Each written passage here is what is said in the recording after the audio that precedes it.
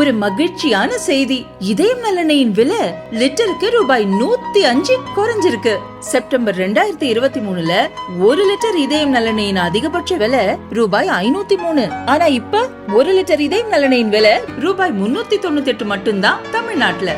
அப்ப இனிமே எல்லாரும் இதயம் நலனை வாங்கலாம் இல்ல? தினமலர் நேயர்களுக்கு வணக்கம். வணக்கம். இவன் என்ன கூப்பிடுறது? ஐயா முதலமைச்சரே அப்படித்தான் சொல்லியிருக்காரு, அதனால அவர் வார்த்தையை அப்படியே பயன்படுத்துறேன். இவன் என்ன கூப்பிடுறது, நம்ம என்ன போறது அப்படின்னு நீங்களா கௌரவம் பார்க்காதீங்க. அப்படியே அனைத்து கட்சி கூட்டத்துக்கு எல்லா கட்சிகளும் வரணும், இது நம்மளுடைய பிரச்சனை சொல்லி கூப்பிட்டிருக்காரு. எத்தனை கட்சிகள் செல்லும் என்ற எதிர்பார்ப்பு எகிரி இருக்கிறது. தொடர்ந்து நீட் தேர்வினால் மாணவிகள் மரணம் அடைகிறாங்க. ஆனா நீட் தேர்வினுடைய ரகசியத்தை டேடியும் சொன்னு மறைச்சிக்கிட்டே இருக்கீங்களா? ஏன் உடனே வெளியே வந்து சொல்ல வேண்டியதானா அப்படின்னு கேட்டிருக்கிறார் தமிழகத்தினுடைய எதிர்க்கட்சி தலைவர் எடப்பாடி பழனிசாமி அவர்கள். நீங்கள் அனைவரும் ஆவலோடு எதிர்பார்த்த எஸ்பி வேலுமணி இல்ல திருமண விழா இனிதே நடைபெற்று முடிந்தது. அதில் பாஜக தமிழக தலைவர் அண்ணாமலை அவர்கள் அங்கு செல்ல அதிமுக சிரித்த முகத்தோடு கைகூப்பி அவரை வரவேற்க என்ன நடக்கும் பொறுத்திருந்து பார்க்கலாம். கடந்த 5 ஆண்டுகள்ல வெறும் 10 விழுக்காடு போக்சோ குற்றவாளிகள் கூட தண்டிக்கப்படல. இதற்கு காரணம் யார்? விசாரணை அமைப்புகள், அரசுடைய மெத்தனம் தான் காரணம் குற்றம் சாட்டி இருக்கிறார் திரு ராமதாஸ் அவர்கள். தாவேகா என்ற பேர் இயக்கத்தை கட்சியாக ஆரம்பித்து 2026 முதலமைச்சர் சீட்டில் தான் அமர்வேன் என்று அடம்பிடித்துக் கொண்டிருக்கிற விஜய் அவர்கள். ஆனால் தொண்டர்கள் மத்தியில பல மாதிரியான கலவரங்கள். அரசியல்ல எம்ஜிஆராக ஆவாரா அல்லது சிவாஜியாக உருவெடுப்பாரா, சிரஞ்சீவி நிலைதான் தாவேகாவிற்கு என்று பல கருத்துக்கள், விவரங்களை பார்க்கலாம். கொங்கு மண்டலத்தை கைப்பற்றிய குஷியில் இருக்கும் திமுகவுக்கு உள்ளே இருந்தே நெருக்கடி கொடுக்கிறதுக்கு காங்கிரஸ் தொடர் போராட்டம் நடத்துவோம்னு எச்சரிக்கை விடுத்துக்கிறாங்க கோவை மாநகராட்சியில். இதை பத்தி தான் இன்னைக்கு நம்ம பார்க்க போறோம். இது சைட்லைட்ஸ்.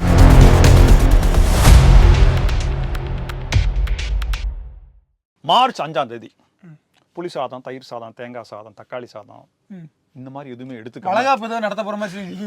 எதுவுமே எடுத்துக்காம நீங்கெல்லாம் வந்துட்டீங்கன்னா நம்ம கூடி பேசி ஒரு முடிவுக்கு வரும் அப்படின்னு சொல்லி முதலமைச்சர் ஒரு அழைப்பு விடுத்திருந்தார். நீங்க பிரியாணி எதுவும் போட போறீங்களா? நாடாளுமன்றத்தினுடைய எண்ணிக்கை இடங்கள் குறைய போகுது, மறு வரையறை பண்ண போறாங்க. எவ்வளவு முக்கியமான விஷயத்துக்கு சாதத்தெல்லாம் வச்சுட்டு பாருங்க. அதுக்கு தான் உள்துறை அமைச்சரே வந்து சொல்லிட்டு போயிட்டாரு. அப்படிலாம் நடப்பதற்கான வாய்ப்புகளை நீங்களா ஒரு போர்ட்ரைட் பண்றீங்க அப்படின்ற மாதிரி சொல்லிருக்காங்க. முன்னாள் தேர்தல் ஆணையர்கள் கூட சில விஷயங்களை வந்து தங்களுடைய கருத்துக்களா சொல்லியிருக்காங்க. அதிகமா வரதுக்கான வாய்ப்புகள் கூட இருக்குது அப்படின்ற மாதிரியான இன்னொரு கருத்துக்கள் வருது. பட் இதுல வந்து நாங்க எடுத்த நிலை தான் கரெக்ட், நாங்க ஏதா நீங்க பிஜேபி என்ன சொல்லுதோ அதுக்கு எதிர்த்து திசையில நாங்க நிப்போம், நீங்க 2ன்னா நாங்க 1ம்போம், நாங்க 1ன்னா நீங்க 3ன்னு சொல்லணும் அப்படின்ற மாதிரி நிலையில அவங்க இருக்கிறாங்க. அது எத்தனைக்குங்க 1 எத்தனைக்குங்க 3 அதெல்லாம் எனக்கு தெரியாது. மக்களாகி நாம் கேட்டுக்கொள்ள வேண்டியதான். அப்படி பாத்தீங்கன்னா மார்ச் 5ஆம் தேதி அனைத்து கட்சி கூட்டத்தை கூட்டுறாங்க. ஆல் பார்ட்டி மீட்டிங், எல்லாருமே வந்துருங்கய்யா, நல்லபடியா நல்ல சாப்பாடு கிடைக்கும். உடன்பிறப்புகளுக்கு வறுத்த முந்திரி, வறுத்த பாதாம் பருப்பு, வறுத்த பிஸ்தா பருப்பு எல்லாமே. அதான் உடன்பிறப்புகள் கூட சாப்பாடுக்கு அடிச்சுக்கிற நிலைமை வரும். ஆனா உங்களுக்கு அப்படி நாங்க வைக்க மாட்டோம், எல்லாருக்கும் கொடுப்போம் அப்படின்னு சொல்லிருப்பாங்க போல. வந்துட்டாங்களா? எல்லா கட்சிகளும் சொல்லுவாங்க. பாத்தீங்களா அந்த அனைத்து கட்சி கூட்டத்துல திமுக போட்டுச்சு பாரு அப்படிம்பாங்க. என்னம்மா விருந்து போட்டுருக்காங்க தெரியுமா அப்படின்ற மாதிரி சொல்றேன். சாப்பாடு அறிவாலயத்து சாப்பாடு. இதுல அனைத்து கட்சி கூட்டம் அறிவாலயம் சாப்பாடு தலைமையகம் மறந்துட்டோம்ல. மக்கள் காசு எப்படி எல்லாம் போகுது. நான் இன்னைக்கு நெல்லையில கூட்டங்க கிட்டத்தட்ட பல நலத்திட்ட உதவிகளை வழங்கிட்டு 6 அறிவிப்புகளையும் செய்திருந்தார். பாத்தீங்கன்னா நான் அதை செய்தேன், நான் இதை செய்தேன், என்னமோ தெரியல. தொகுதியில் ஸ்டாலின் என்பதில் அதை செய்து விட்டோம் அப்படி எல்லாம் சொல்லிருப்பாங்க. என்னமோ தெரியல, கருணாநிதி ட்ரஸ்ட்ல இருந்து எல்லா பணத்தையும் எடுத்து மக்களுக்காக செலவு பண்ண மாதிரி இவர் சொல்லிட்டு இருக்காரா அப்படின்ற மாதிரி எல்லாம் கேள்விகள் எடுக்கிறாங்க. மக்கள் பணம் தாயா, நீங்க தாயா முதலமைச்சர், 525 வாக்குறுதிகள் கொடுத்தீங்களே அதை நீங்க தாயா நிறைவேற்றணும் அப்படின்ற மாதிரி எல்லாம் கேள்வி கேட்கிறாங்க. நிறைவேற்றிட்டு ஆமா, ஜேம்ஸ் கில்லர் மாதிரி அவர் பண்ணிட்டாரு. இதெல்லாம் பெருமைகளாக தேடிக்கொள்கிறார். நாங்கள் எங்கள் ஆட்சியில் நாங்கள் இதை செய்தோம் அப்படின்ற மாதிரி எல்லாம் சொல்லிருக்காரு. சரி, அனைத்து கட்சி கூட்டத்துக்கு வருவோம். பாத்தீங்கன்னா இவெல்லாம் என்ன கூப்பிடுறது, நான் என்ன போறது அப்படின்ற மாதிரி நினைச்சுக்காதீங்க அப்படின்னு சொல்லி அவரே சொல்லிருக்காருங்க முதலமைச்சர். ஐயா நானே இந்த வார்த்தை எப்படி சொல்றது, ஆனா அவரே சொன்னதுனால நம்ம அதை சொல்லாம விட்டு மாத்தி சொன்னோம்னா தெய்வ குத்து ஆகி போயிருயா அப்படின்றனால அப்படியே வந்து தாவேக்காவை வர்றவன் போறவன் எல்லாம் கட்சி ஆரம்பிக்கிறான்னு சொல்லி கடைசியில அந்த சின்ன பசங்க எல்லாம் உங்களை வந்து கலாய்க்கிற அளவுக்கு ஆகி போச்சு. இப்படி எல்லாம் வார்த்தைகளை விடணுமா? தெலுங்குல ஒரே ஒரு பழமொழி, 2 வார்த்தை தான் நான் சொன்னேன், அதை கூட பாடுறா துண்டு சீட்டு இல்லாம தெலுங்கு பேசுறாரு, இது தமிழ் துண்டு சீட்டு இல்லாம வரமாட்டேன்னு சொல்லி ட்ரோல்ல விட்டு அது ஒரு வாரம் ஓடிக்கிட்டு இருக்குது. என்னடா நினைச்சிட்டு இருக்கீங்க நீங்க, அப்பாடா கூப்பிட சொன்ன அதுக்கேட்ட அப்படி தப்பு தப்பா பேசுறீங்கன்னு சொல்லி அவர் நைட்ல தூக்கம் எல்லாம் உட்கார அளவுக்கு எல்லாம் பண்ணி விட்டாங்கன்னா பாத்து. அனைத்து கட்சி கூட்டத்துல உங்க இஷ்டத்துக்குலாம் நீங்க கட்சிகளை கூப்பிட முடியாதுன்னு ஒரு கட்சி கோர்ட்ல கேஸ் போட்டு உயர்நீதிமன்றத்துல இது வந்து விசாரணைக்கு வர இருக்குது. அதனால இதுவும் அதுவும் எங்க போய் மொத்தம் 45 கட்சிக்கு கொடுத்திருக்கிறதாகவும் அதுல 40 கட்சிகள் கலந்து கொள்வதாகவும் மீதமுள்ள 5 கட்சியில பிஜேபி 1, நாம் தமிழர் 1, அப்புறம் தமிழ் மாநில காங்கிரஸ் ஒண்ணு, மீதி 2 கட்சி பரிசீலனையில் இருக்குதா என்னன்றது தெரியல. Okay. ஆக மொத்தம் எல்லாருமே வாங்க, பிஜேபி கூட வாங்க அப்படின்னு. ஏங்க பிஜேபி எப்படிங்க வரும் அப்படின்ற மாதிரி இருக்குது. திரு சீமான் அவர்கள் சொல்றாரு, மதியாதார் தலைவாசல் மிதியாதுன்னு எங்க பாட்டி சொல்லியிருக்கிறாங்க, அவையார் பாட்டி தான் அப்புறம் தான் சொல்றேன், திமுக நியூஸ் அடிக்கடி படிக்காதரா என்ன பாரு, இந்த வார்த்தை கூட மதியாதார் தலைவாசல் மிதியாதேங்கிறது கூட ஒரு டேக் வாங்க வேண்டியதா இருக்குது. இல்ல என்னப்பா இது, சரி தமிழுக்கு வந்த சோதனை. சொன்னது சீமான். அவர் என்ன சொல்றாருன்னா, வரமாட்டேன், அதெல்லாம் வர முடியாது போங்க, என்ன போன தடவை நீங்க கூப்பிட்டீங்களா, இப்ப மாநில அங்கீகாரம் வாங்கினோன்னு கூப்பிடுறீங்களா அப்படின்னு சொல்லிட்டு அவர் கிளம்பி நடைய கட்டிட்டு போயிட்டாப்ல. அதனால அவர் வரமாட்டாருன்னு தான் நினைக்கிறேன். மத்தபடி வேற யார் வர போறாங்கன்னு தெரியல. ரோசமுள்ள சிபிஎம், சிபிஐ, விசிகா அவங்க எல்லாம் வருவாங்க. ஃபர்ஸ்ட் பந்தில ஃபர்ஸ்ட் சீட் யாருக்கு? விசிகாவுக்கா கம்யூனிஸ்டுக்கா? மக்களே உங்கள் கருத்துக்களை கமெண்ட் பாக்ஸ்ல சொல்லுங்கள். நீட் தேர்வினால் தொடர்ந்து இறப்புகள் அப்படின்னு ஒரு காலகட்டத்தில் திமுக பிரச்சாரம் பண்ணி அதன் மூலமாக ஆட்சியை பிடிச்சாங்க அப்படிங்கிறது கடந்த கால ஐயா ஸ்டாலின் அவர்களே ஆட்சியை பிடித்த வரலாறு. அவர் ஆட்சிக்கு வந்த அப்புறமா என்ன பண்ணாரு, நாங்கள் முதல் கையெழுத்து நீட் தேர்வு ஒழிப்புலாம் சொன்னார். சொன்னதுக்கு பிறகுமா அந்த மாதிரி ஏதாவது பண்ணாங்களான்னு கேட்டால் அதுவும் கிடையாது. கடைசியில் மிஸ்ஸாவில் கைதாக்கி சிறைக்கு சென்ற வரலாறு போல இதுவும் ஆயிப்போச்சு. ஆமாம், அதுவும் ஆகிப்போச்சு. இப்போ என்னன்னா, மீண்டும் அந்த நீட் தேர்வு மன உளைச்சல்களை மாணவிகள் தற்கொலை செய்கிறாங்க அப்படின்னு செய்திகள் திரும்ப திரும்ப வர தொடங்கி இருக்குது. ஆனால் ஐயா ஸ்டாலின் அவர்கள் எதற்கும் வாய் திறப்பது போல தெரியவில்லை. அனிதாவின் மரணத்திற்கு பேசியவர்கள் இன்றைக்கு எத்தனை பேர்கள்னு சொல்ல முடியாது, பட்டியல் போடலாம், அவ்வளோ பேர்கள் இருக்குது. ஆனாலும் வாய் திறக்க மறுக்கிறார்கள். டேடியும் சன்னும் அந்த நீட் தேர்வை ஒழிப்பதற்கான ரகசியம் என்னன்னு சொன்னீங்கன்னா அதை நாங்களும் தெரிஞ்சுக்கிட்டு இப்போவா செயல்படுத்துவோம், டேடிக்கும் சன்னுக்கும் அது தெரியாதா அப்படின்னு எடப்பாடி பழனிசாமி அவர்கள் நேற்று தேனி பொதுக்கூட்டத்திலையும் கேட்டிருக்கிறாரு, இன்னைக்கும் கேட்டிருக்கிறாரு. பதில் சொல்லுங்க சார் அப்படின்னு. ஒரு கொடூரமான சகித்து கொள்ள முடியாத சம்பவம் திரும்ப திரும்ப நடக்கும்போது நம்மளுடைய மனது அதற்கு பக்குவப்படுத்தி கொண்டு கடந்து போய் விடுகிறதா அப்படிங்கிற மாதிரியான ஒரு சீரியஸான விஷயமா இருக்கு. ஏன்னா நீட் தேர்வினுடைய மரணங்கள் அப்படிதான். ஆரம்பத்துல அப்படியே அனிதா அவர்களுடைய மரணம் அப்போ தமிழகமே எந்த அளவுக்கு ஸ்தம்பிட்டது அப்படிங்கிறதுலாம் உங்களுக்கு எல்லாம் தெரியும். இப்ப நடக்கும்போது அடுத்த செய்தி என்னப்பா அப்படின்ற மாதிரியான கடந்து போகக்கூடிய மனநிலைக்கு மக்களை கொண்டு வந்துட்டாங்க.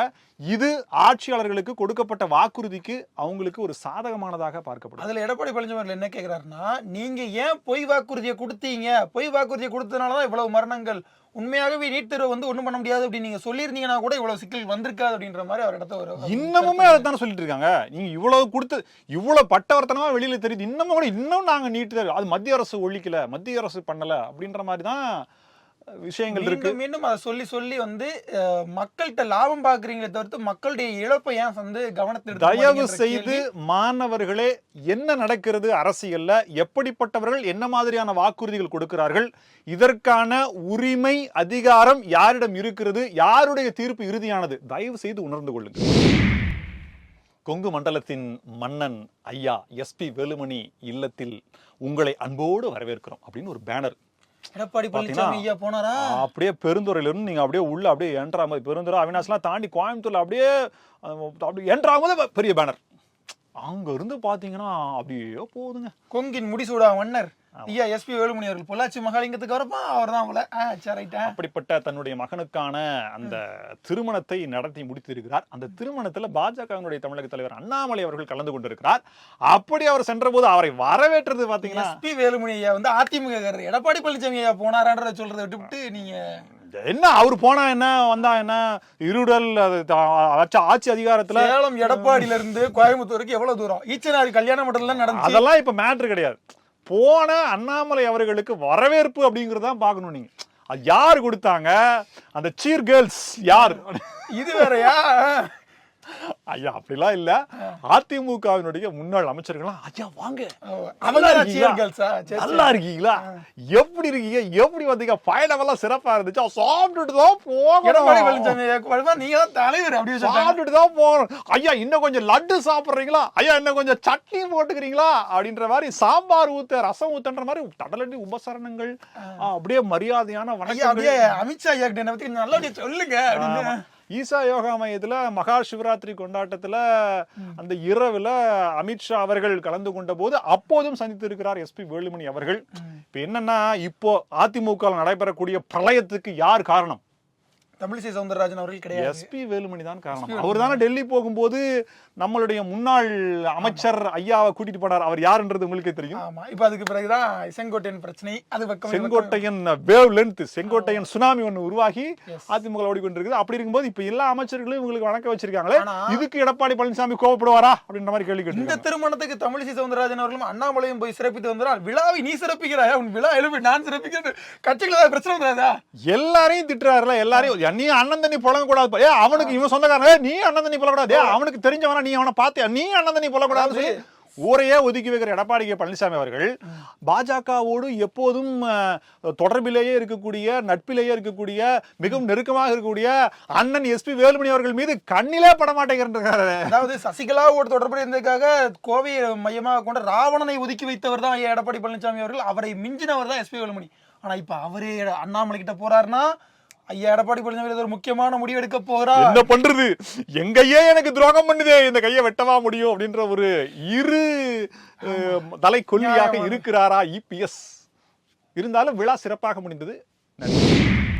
போக்சோ வழக்கு, அதாவது 18 வயதுக்கு உட்பட்டவர்கள் சிறார்களுக்கான அந்த பாலியல் குற்ற வழக்குல வெறும் 10 விழுக்காடு நபர்கள் மட்டும்தான் அண்மை காலங்களில் தண்டிக்கப்பட்டிருக்கிறாங்க. பெரிய அளவில் நீதிமன்றத்துக்கு வழக்குகளே போகல. 2016 இருந்து 22 வரையிலுமான அந்த காலகட்டத்தில் 20,000 வழக்குகள் பதிவு செய்யப்பட்டிருக்கு. ஆனால் வெறும் 2,000 வழக்குகளில் தான் தீர்வு காணப்பட்டிருக்குது. அது வெறும் 10 விழுக்காடுன்ற அளவில் தான் இருக்குது. மற்ற வழக்குகளில் பாதி நீதிமன்றத்துக்கே போகலை. மீதி நீதிமன்றத்துக்கு போனாலும் போதிய ஆதாரங்கள் இல்லைன்னு குற்றவாளிகள் விடுவிக்கப்பட்டுறாங்க.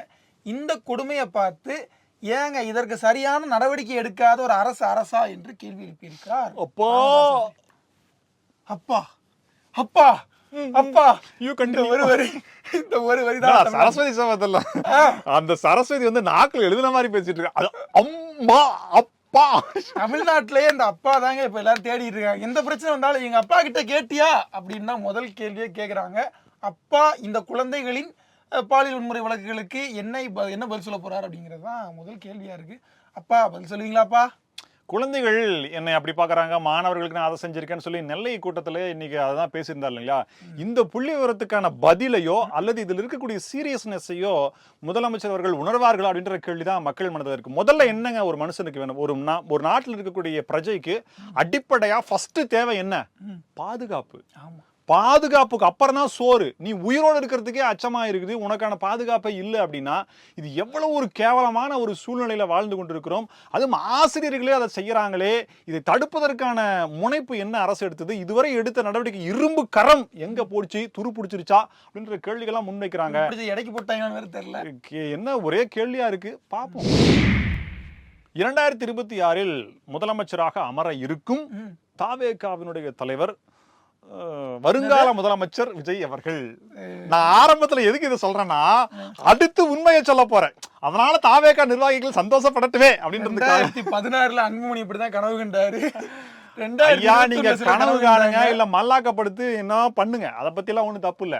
பட் இப்ப என்னன்னா, உங்க கட்சியில அதிகாரம் பொருந்தியவர்கள் யாரு? புசி ஆனந்தா, இல்ல விஜய் கூட சேர்த்துக்கலாம், விஜயா, புசி ஆனந்தா, ஆதவர்ஜுனாவா, அல்லது சமீபத்தில் சேர்க்கப்பட்ட நம்ம பிரசாந்த் கிஷோரா, அல்லது இன்னொருத்தர் இருக்காரு நிர்மல் குமார், இன்னொருத்தர் இருக்காரு, அவர் யாரு தான் இருக்காங்க அப்படின்ற மாதிரியான கேள்விகளை முன்வைக்கிறாங்க. இப்ப என்ன அப்படின்னா, பிரசாந்த் கிஷோர் ஃபர்ஸ்ட் என்ன சொன்னாரு, தாவேகா அதிமுகவோட சேர்ந்துச்சு அப்படின்னா 50% மேல பிளஸ்ஸா இருக்கும், 2.5 வருஷம் நீங்க 2.5 வருஷம் நாங்கன்னா கதை ஒரு பெரிய டெஸ்கிரைப் திரைக்கதையா வசனம் பேசினாங்க. ஆனா இதுக்கு அதிமுக ஆரம்ப கட்டத்திலே முடிச்சு விட்டாங்க. நடக்கிறத பேசுங்க. ஆமா, என்ன நேத்து வந்த பையன் நீங்க 2.5 வருஷம் உங்களுக்கு, அது 2.5 வருஷம் ஃபர்ஸ்ட் அவங்களுக்கு. யாராவது கேட்பாங்களா? யாராவது கொடுப்பாங்களா? என்னடா இது அப்படின்ற மாதிரி தான் இருக்கு. சரி இதெல்லாம் விடுங்க, இந்த பேச்சுவார்த்தை போனாங்க, அவரு லெஃப்ட் ஹேண்ட்ல ஏதோ பண்ணாரா என்னன்றது தெரியல, வெளியில வந்துட்டாங்க. அப்புறம் பார்த்தா இவங்க சர்வே, இதுல இந்த அளவுக்கு நம்பிக்கை ஏன் வந்திருக்கு தாவேகாவுக்கு, விஜய் அவர்களுக்கு வந்திருக்குன்னா, சர்வே அவர் எடுத்திருக்காராம். தமிழகம் முழுக்க தாவேகாவினுடைய வாக்கு வங்கி எவ்வளவு அப்படின்றது எடுத்திருக்காங்க. அது தெரியல எந்த நிறுவனம், அதெல்லாம் ரகசியங்க, அதெல்லாம் டிடெக்டிவ் ஏஜென்ட் வச்சு எடுத்திருப்பாங்க. மெக்கரான் கம்பெனி எல்லாம் நிறைய இருக்குது, அதை வச்சு எடுத்திருக்காங்க. 15% சார். ஒரு வீட்டுல 5 ஓட்டு இருக்குதுன்னா அதுல 6 ஓட்டு உங்களுக்கு தான் சொல்லிருக்காங்க. 5 6 இதுல புலகாயுதம் அடைஞ்ச விஜய் அவர்கள் அதிமுக கிட்ட போய் கால் மேல காலா போட்டு 2026 இதான் என்னுடைய கண்டிஷன்ஸ் அப்படின்னு இருக்காரு. 15% ஓட்டு இருக்கு, உங்களுக்கு இருக்கா? கவுண்டமணி சார் கேட்ட மாதிரி தான் அதெல்லாம் அது இருக்கு, உங்களுக்கு இருக்கா அப்படின்ற மாதிரி தான் இருக்கு. சோ இவர்கள் என்னையும் இப்படி பேசினா உண்மையிலே இருக்குமான்னு சொல்லி எடப்பாடி பழனிசாமி என்ன பண்ணாருன்னா, தம்பி அந்த கம்பெனி கூப்பிட்டு நீ ஒரு சர்வே எடுத்துருக்காரு. அவங்க போய் எடுத்திருக்காங்க பாத்தீங்கன்னா, ஐயா 10 தாண்டதே முடியாது, வண்டி செல்ஃப் எடுக்கல, எப்ப எவ்வளவு வேகமா ஓடினாலும் அது எலக்ட்ரிக்கா பைக்கா என்ன பைக்குன்னே தெரியல, அதனால 10க்கு கீழலாம் அப்படின்னு இருக்காங்க. அதுவும் சில மாவட்டங்களெல்லாம் பிம்பிளைக்கு பிலாபியா தான் இருக்கு, என்ன ஜீரோவா தான் இருக்குது அப்படின்ற மாதிரி சொல்லிருக்காங்க. அதே நேரத்துல சர்வேல ஓட்டு போடுறவங்க எல்லாம் பொத்தான்ல ஓட்டு போட மாட்டாங்க, இவிஎம்ல ஓட்டு போட மாட்டாங்க, அதையும் கவனிக்கணும்ல. இது தெரிஞ்ச உடனே சரி இது பேச்சை வளர்க்க விடக்கூடாது, எப்படி தாவேக அதிமுக கூட்டணிங்கிற பேச்சு இனிமே வளரவே கூடாதுன்னு சொல்றனால, தம்பி இதெல்லாம் வேலைக்காவாதுன்னு சொல்ல மாதிரி சொல்லி ஏதோ நெகட்டிவா சொல்லி முடிச்சு விட்டாங்களாமா. இனிமே பேச்சே தொடராது அப்படின்ற மாதிரியான நிலைமைக்கு போயிடுச்சு. சோ இந்த அதிகார வர்க்கம்னு ஃபர்ஸ்ட் அந்த 5 பேர் சொன்னீங்களா, அதுல ஆதவ் அர்ஜுனாவும் புசி ஆனந்தும் இன்னும் ஒருத்தரும் பாத்தீங்கன்னா அதிமுகவோட கூட்டணியில் இருக்கிறதுதான் பலம் அப்படின்றத அவங்க ஆணித்தரமா நம்புறாங்க. ஆனா அதே இந்த பிரசாந்த் கிஷோர் இன்னும் மற்ற ஆட்கள்லாம் பாத்தீங்கன்னா தனிச்சு நிப்போம்னே என்னண்ணே நீங்க அப்படின்ற மாதிரி எல்லாம் பேசிருக்காங்க. தனிச்சு நிச்சயம் விட்டுருவோம். 2025 இந்த வருஷம் அக்டோபர் மாசம் பீகார்ல எலெக்ஷன் நடக்கும், அதுல பிரசாந்த் கிஷோர் ஜெயிச்சிட்டாருன்னு வச்சுக்கோங்களேன். இதையும் சொல்றாங்க, அவர் கட்சி ஆரம்பிச்சு டெபாசிட் வரட்டும், அவர் ஜெயிச்சுட்டு வரட்டும், அப்புறம் மத்ததை பேசுவோம். ஓகேவா? அப்படி இல்ல, நான் முதலமைச்சரை உருவாக்குவேன், ஆனா நான் முதலமைச்சராக ஆக மாட்டேன் அப்படின்ற மாதிரி முதலமைச்சர் வாங்க. சரி விடுங்க, அதெல்லாம் விட்டுருங்க. இப்ப என்னன்னா, சினிமாவில் இருந்து அதே புகழோடு அரசியலுக்கு வந்தவர்கள் குறிப்பிடத்தகுந்தவர்கள் அப்படின்னு சொல்லி 2 பேரை எடுத்துக்கிறாங்க. என்னன்னா எம்ஜிஆர் அவர்களையும் கமலஹாசனியா சிவாஜி கணேசன் அவர்களையும். நடிகர் திலகம் சிவாஜி கணேசனுக்கு இருக்கிற புகழ் எம்ஜிஆர் அளவுக்கு இருந்துதா இல்லையான்றது நீங்களே பாத்தீங்க. ஆனால் அப்படிப்பட்ட நபர் அரசியல்ல சிவாஜி கணேசன் அவர்கள் எந்த அளவிற்கு முன்னே வந்தார் அப்படின்றது. இப்போ விஜய் அவர்கள் எடுக்கக்கூடிய முடிவுதான் அடுத்து கட்சி இருக்குமா அப்படின்ற கேள்விகளுக்கு வரும். கீழே இருக்கக்கூடிய நிர்வாகிகள் எல்லாமே ஒரு பக்கம் பார்த்தா அதிமுகவோட கூட்டணிங்கிறீங்க, இன்னொரு பக்கம் பார்த்தா தனித்து போட்டியிட்டு எல்லா தொகுதிகளையும் வெற்றி பெறுவான்றீங்க, 117 சீட்டு போய் அதிமுக கிடைக்கிறீங்க, ஏதோ 10-5 கூட குறைய ஏதாவது பண்ணி விட்டு கூட்டணி வச்சு முதல்ல ஒரு 10-15 சீட்டு எடுப்போம் அப்படின்ற மாதிரியான முடிவுகள் இல்லாம களத்துல போய் மக்களை பாக்குறது நாங்க தான், எப்படி போய் பாக்குறது அப்படின்ற மாதிரியான பல குழப்பத்துல தொண்டர்கள் இருக்கிறாங்க. சோ உங்களுக்கு ரசிகர்கள் இருக்கிறார்கள், வாக்காளர்கள் இருக்கிறார்களா அப்படின்ற கேள்வி. இன்னொன்று 2026 விஜய் அவர்கள் எம்ஜிஆரா சிவாஜியா பதில் கிடைக்கும் என்று காத்து கொண்டிருக்கிறார். கொங்கு மண்டலம் திமுகவுக்கு எப்பவுமே கைவராத பகுதி, கையில் அகப்படாத ஒரு மண்டலம்னா அது கொங்கு மண்டலமா தான் இருந்துச்சு. அமைச்சர் செந்தில் பாலாஜிக்கு மட்டும் தெரிஞ்சிடக்கூடாது இந்த முத்துசாமி ஐயாவும் இருக்காரு, நீங்க அவரை மறந்துட்டீங்க. ஆனா என்னன்னா போன தடவை தான் இது, இந்த தடவை அவங்க எம்பில ஜெயிச்சிட்டாங்க. கோட்டடா என்னோட இடம்டா இது நாட்டாவடா அப்படின்ற மாதிரி நிரூபிச்சிருக்காங்க. மேயர் மாநகர் மன்றத்தையும் அவங்க கைப்பற்றிட்டாங்க. இப்ப என்ன சிக்கல்னா, இவ்வளவு நாளா சும்மா இருந்துட்டு கரெக்டா தேர்தல் உள்ளாட்சி தேர்தல் வர்ற நேரத்துல நம்ம அந்த மாநகர் மன்ற உறுப்பினர்கள்லாம் மாமன்ற உறுப்பினர்கள் எல்லாமே ஒரு நெருக்கடியை கொடுக்க ஆரம்பிக்கிறாங்க. அதுவும் பொங்கலுக்கு ஏதோ பரிசெல்லாம் வந்துச்சாமே, ஆளுங்கட்சிக்கெல்லாம் கொடுத்துருக்கீங்க, கூட்டணி கட்சிக்கு ஒன்னதீங்க ஆனா அப்படின்னு கேட்டிருக்கிறாங்க. ஆமா, எனக்கு ஒரு டவுட். இவரு கோவை மண்ணின் மைந்தருடைய இல்ல திருமண விழாவுக்கு அமைச்சர் போன்ற சென்றாரா, செந்தில் பாலாஜி அவர்கள் சென்றாரா? பார்த்தீர்களா எந்த அளவுக்கு விசுவாசம் திமுகவிற்கு என்று. அதே நேரத்துல மாமன்ற உறுப்பினர்கள்ல ஆளுங்கட்சி உறுப்பினர்களுக்கு கொடுத்துட்டு கூட்டணி கட்சினாரா காங்கிரஸ்காரங்களுக்கு, அவங்க எவ்வளவு பெரிய ஆளு, அவங்களுக்கு பொங்கல் பரிசு ஏன் கொடுக்கல? எவ்வளவு பெரிய ஆளு, டெல்லியில எப்படிப்பட்ட வெற்றியை பெற்றிருக்காங்க ஒரு தேசிய கட்சி, அடுத்து ஆட்சி அமைக்கக்கூடிய காங்கிரஸ் இப்படித்தான் சொல்லிட்டு இருக்காங்க. சரி ரைட், அதான் இப்படிப்பட்ட ஒரு நிலைமையில தான் ஏற்கனவே நீங்க 100 விழுக்காடு வரி போட்டீங்க, 6 விழுக்காடு சொத்து வரி அதுன்னு உயர்வு பண்ணீங்க. இவ்வளவு பிரச்சனைகளையும் கோவை மாநகராட்சி திமுக நாசமாக்கி வச்சிருக்கின்ற ஒரு குற்றச்சாட்டு வைக்கிறாங்க. தொடக்கத்துல திமுகவுக்கு நெருக்கடியை கொடுக்க ஆரம்பிக்கிறது காங்கிரஸ் கவுன்சிலர்கள், முடிவுலையும் அவங்க தான் நெருக்கடியை கொடுத்து முடிக்கிறாங்க. தொடர் போராட்டம் நடத்தும், நாங்கள் தயங்க மாட்டோம். 2026 10 சீட்டு கேரண்டியா இல்ல கெட் அவுட்டா?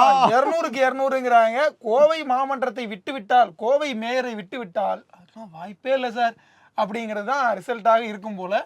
ஒருத்தர் தான் பார்க்கணும் இன்னும் என்னென்ன போராட்டங்கள் நடக்க போகுதோ. காங்கிரஸ்காரர்களுக்கு ஒரு அறிவுரையாக மற்ற கட்சிகள் என்ன சொல்லுதுன்னா, பாருங்க நாங்களும் தான் கட்சி வச்சிருக்கிறோம், நாங்களாம் எப்படி திமுகவோட எதிர்ப்போட மக்களினுடைய நலன் சார்ந்த விஷயங்களை எப்படி இணக்கமா போறோம், நீங்க மட்டும் ஏங்க சும்மா பதவி வேணும் அது வேணும் இது வேணும்னு கேட்டுக்கிட்டே இருக்கீங்க, சும்மா தொந்தரவு பண்ணிட்டே இருக்கீங்க, நாட்டாமை நீங்க தொந்தரவு பண்ணாதீங்க அப்படின்னு சொல்லி அவங்க ஏதாவது சொல்லுவாங்களா அப்படின்ற மாதிரி தோணுது. காங்கிரஸுக்குள்ள நிதி நெருக்கடின்னு ஒரு பிரச்சனை இருக்கு இல்லையா? தஞ்சை மாவட்ட காங்கிரஸ்ல கொஞ்சம் பணம் கலெக்ட் பண்ணாங்களா தஞ்சை மாவட்ட அலுவலகம் கட்டுறதுக்காக.